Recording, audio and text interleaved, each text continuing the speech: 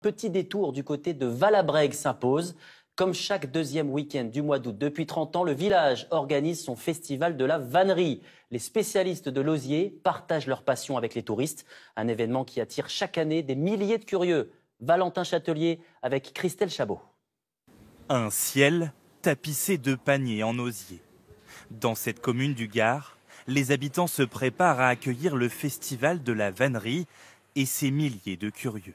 Comme on est en face du vannier qui est présent depuis plus de 20 ans ici, on a décidé de jouer le jeu également et de pouvoir faire profiter tous les touristes qui viendront ce week-end. C'est la transmission d'un savoir-faire et puis après c'est la fête, la vie du village. Ça représente nos racines, les racines de notre petit village. Rendre hommage à nos anciens, ça c'est important. Valabrègue compte aujourd'hui 2 artisans vanniers, dont cet ancien kiné qui fait ce métier depuis moins d'1 an. Là, je replie donc les montants, qui sont en fait le squelette du panier.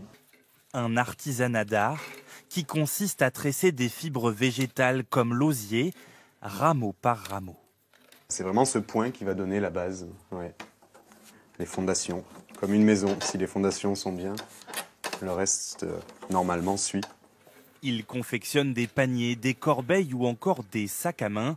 Et ses carnets de commandes sont pleins. C'est en train de revenir pas mal à la mode. On le voit beaucoup dans les magazines de déco, dans la décoration d'intérieur, dans les abat-jours. C'est très en vogue, je pense, l'osier. Un vannier qui perpétue une très longue tradition dans cette commune.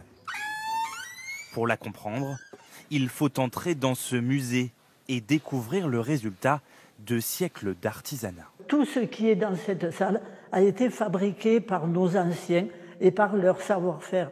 Regardez ça, si c'est joli, des petits berceaux de poupées que j'avais moi quand j'étais enfant.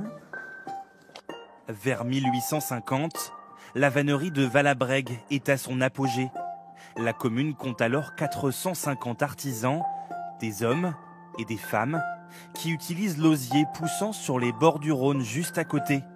Mais l'activité décline au XXe siècle avec l'arrivée d'un nouveau matériau. Tout ce que vous voyez dans ce musée, imaginez-le en plastique. Donc il n'avait plus de raison d'être.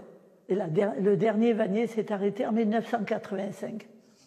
Aujourd'hui, Valabrègue veut renouer avec son âme d'antan. Une association replante d'ailleurs des oserets, une nouvelle parcelle de 500 mètres carrés, 32 variétés.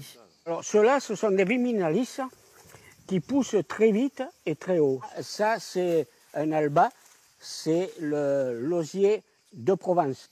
Pour espérer relancer un jour une matière première locale.